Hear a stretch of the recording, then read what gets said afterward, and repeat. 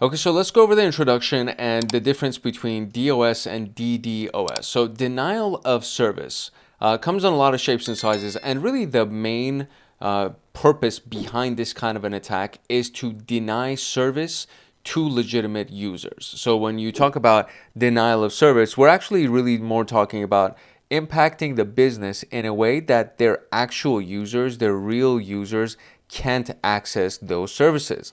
So this would ultimately hurt the company's reputation. It would obviously hurt them in terms of dollars and cents. So imagine that, you're paying for your internet, for example. Let's say you're paying for your internet, something happens, your internet service provider is down, you can't access your internet anymore.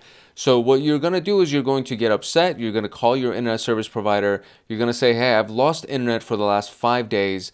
I want a refund, a prorated refund, at least for the last 5 days, because this is ridiculous. I'm paying for this service. And when you do that, most likely there will be thousands or millions of other people that will do the same exact thing. So it will cost that company a lot of money in addition to reputation points, in addition to the cost to get those services back up. So it's going to hurt the company in a lot of different ways. So the main reason behind this, or the main purpose behind this, is to obviously hurt the company, but you're going to do it through denying service to legitimate users. So we're going to be exploring how denial of service and distributed denial of service attacks target the application layer, the techniques behind them, how we as defenders can detect and mitigate these types of threats.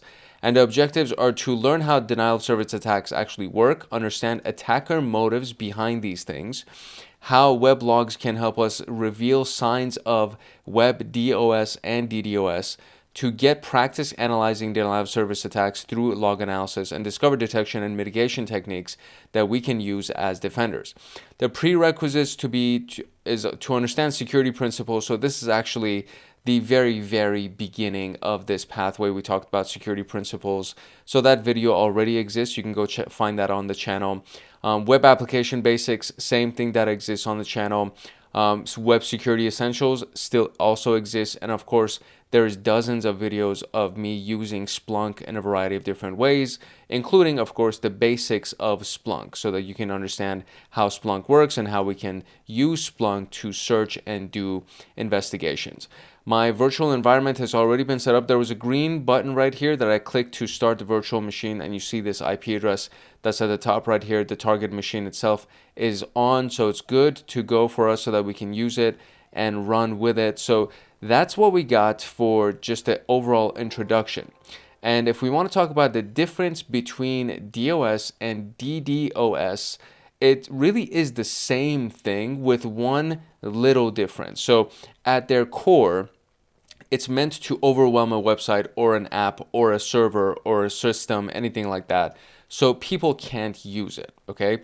Customers can't log in, they can't shop, they can't access services, the business loses money and trust. We already talked about that. So there's a few different examples right here. So let's say if you wanted to visit a website and it endlessly loads or forces you to go through repeated CAPTCHA challenges, that could be a sign that there's denial of a service attack taking place. And this is the key right here. The attacker floods the traffic or floods the website with excessive traffic, which then forces us as defenders to try to maintain the availability of the site. Because if there's a bunch of traffic hitting the site, the servers are overloaded, and then the site either stalls or slows down or just crashes completely.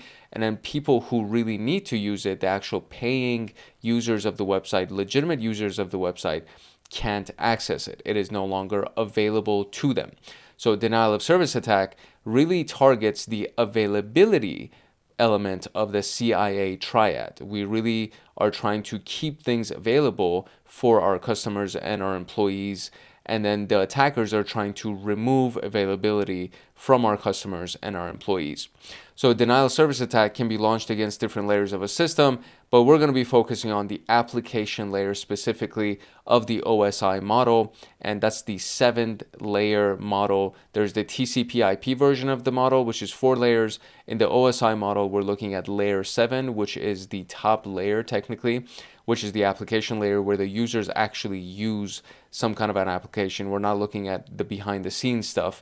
We're looking at the final frontier for the users, where websites and web applications are actually targeted in DOS attacks. So denial of service, right? The attacker sends a bunch of malicious requests to the server, and then the server is now unavailable to legitimate users. That's basically what this looks like. It's all considered successful if it prevents a service from functioning as it's intended. So we can look at this as a website example. So a popular e-commerce site that sells bicycle parts, it has a search form. This form takes user input, queries the database, and returns matching results. If the application fails to validate or handle the input properly, an attacker could submit unexpected or malformed data that causes the application to hang or crash while processing the request. In this way, a simple search box can be abused to launch a denial of service attack. An attacker could also flood the same search with many requests. Even a single massive request causes a denial of service outage, and if the form is not properly filtered to validate the search. So let's kind of try to see if we can do this real quick. Okay, so here's a form, right? I can technically submit responses to this, and I'm going to submit an incorrect response, press check, and then I'm going to do it real quick again. And now it says you're going too fast. Please try it again in a little while. That is a mechanism to prevent the TryHackMe website from being a victim of a denial of service attack. If I do it too quickly, it won't even send my response to the server to get verified.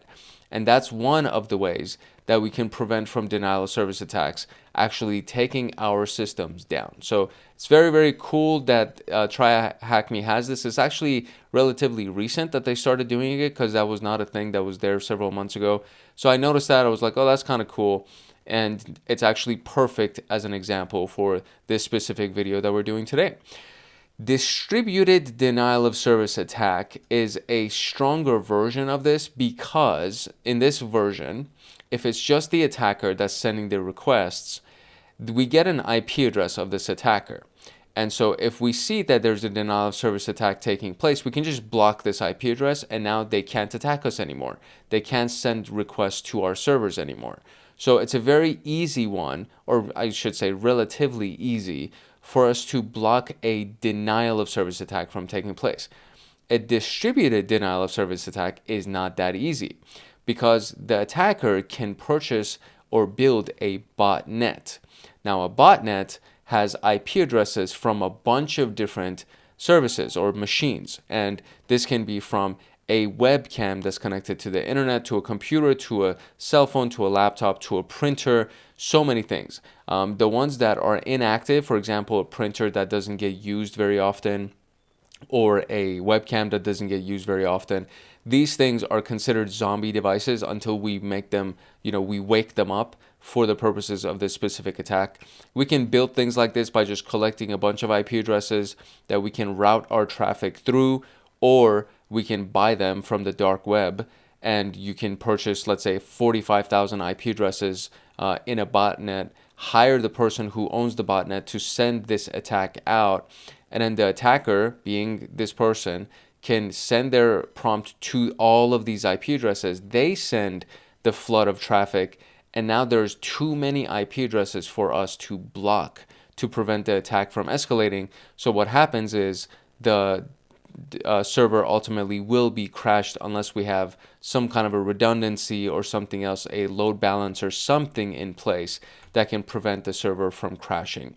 So the distributed denial of service attack is a lot more difficult to stop because there's just too many IP addresses. The limitation of basic DOS is that it relies on a single machine and a single internet connection, and the attacker can run a distributed denial of service and utilize botnets, which is an army of compromised devices. And these IoT devices, computers, and even servers can be infected with malware and secretly controlled by the attacker. When instructed, the bots flood the target website or application with traffic, overwhelming it much more effectively than a single machine could. And now, if we look at the Bicycle Parts website, it's popular to handle steady traffic daily, but it wasn't designed to withstand millions of requests in a short period of time. Attacker instructs their botnet to swarm the site, and the sudden influx of traffic quickly exhausts your resources. So literally 20,000 devices sending 5 requests per second is 100,000 requests per second, and that can exhaust your resources very, very quickly.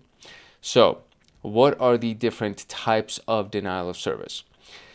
These are the actual attack types. This is very, very interesting. So we have slow LoRa's, which sends many partial HTTP requests to just tie up the server resources.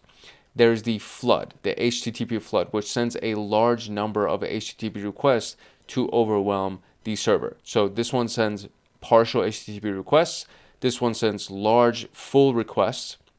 There's cache bypass, which bypasses the CDN edge, so the content delivery network edge servers, and force the origin server to respond. So one of the redundancies that we can use to protect against this is that our main server could be sitting behind. So this origin server could be sitting behind a network of edge servers that are just on the outside. And so when somebody interacts with our edge servers, that edge server is the proxy between the user and our actual origin server.